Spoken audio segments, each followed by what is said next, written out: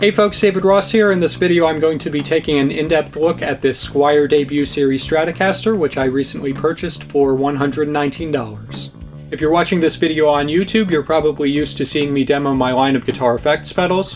What you may not be aware of is that I'm also a full-time guitar repairman here in Binghamton, New York, and I've been doing this line of work since about 2008. Now my plan is to still do guitar pedal demos. In fact, I'm working on my next release right now. But I also want to do some guitar repair videos so that I can give some useful advice to guitarists and hopefully grow the channel. Anyway, I'm going to put this guitar up on the bench and go over it in full detail, so if that sounds interesting to you, stick around and let's get into it.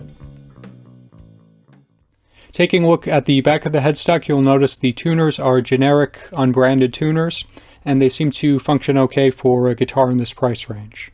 One thing to keep in mind when installing tuners is that you want the body of the tuners to be parallel with the edge of the headstock, and in this particular instance this is not the case. If I end up replacing these tuners, I will be doweling these screw holes and re-drilling them to make sure that they're installed correctly. Taking a look at the front of the headstock, the truss rod functions normally as you would expect. The logo is also nicely applied, and I like the styling of it. I think that the use of negative space makes it look very sharp. I did want to mention that the string tree is slightly off-center, where you have the string coming down, and instead of being in a straight line, it forms more of an ellipse.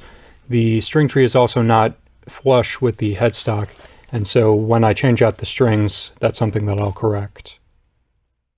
Taking a look at the nut, I have to say it's of poor quality. You may be able to notice some tooling marks here. The slots are all cut too wide, a few of them are cut too deep, and a couple of them are cut crooked. In addition, there's excess material in the front and the back of the nut from when they cut the slots, which they didn't bother to clean up.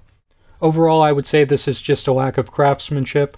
It looks as though they just slapped this in here and sent it on its way. Taking a look at the neck, you can see a nice flat-sawn piece of maple, which is free of defects.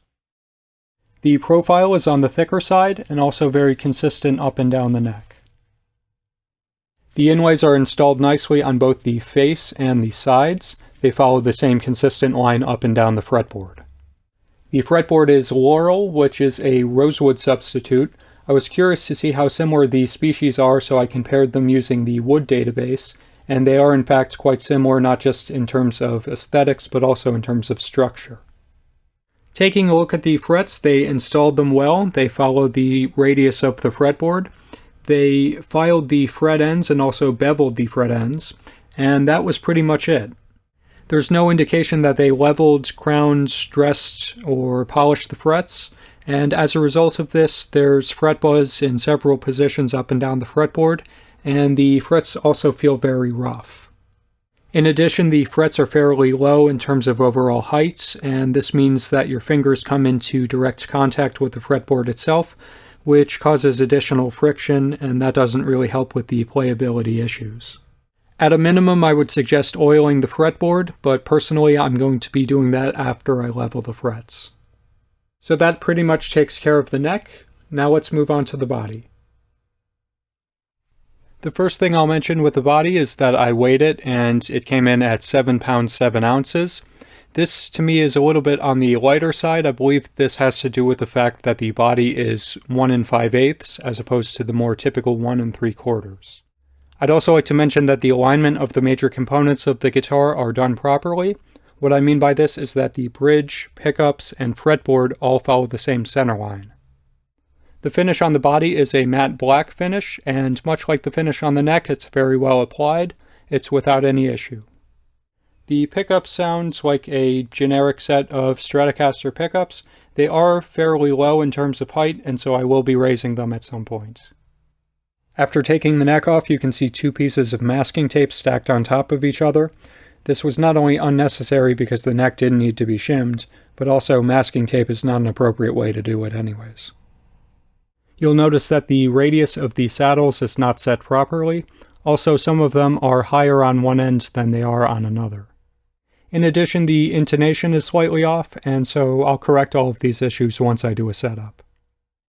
The last thing I'll mention before looking at the electronics is that I get significant noise from the springs, and this is due to them not being dampened. So this is about the best view of the electronics that I can give. One thing that I changed rather quickly was this wire right here, which connects to the back of the tremolo claw. The reason why I did this was just to have a little bit of extra length so that I wasn't straining any of the electronics. I also noticed that there's an excess of either epoxy to hold down the magnets or possibly wax from when they potted the pickups. Regardless though, I'll be cleaning this up.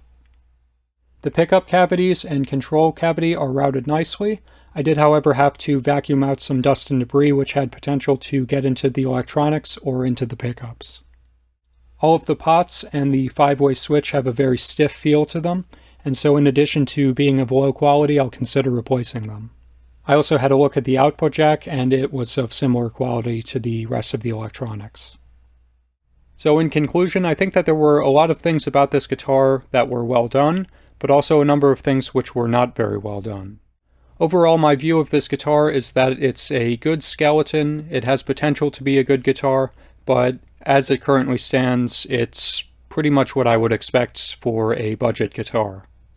I would recommend this guitar to a beginner, however I would strongly recommend taking it to a luthier first, just so that that person can iron out any issues that this guitar, or a guitar in this price range, is bound to have.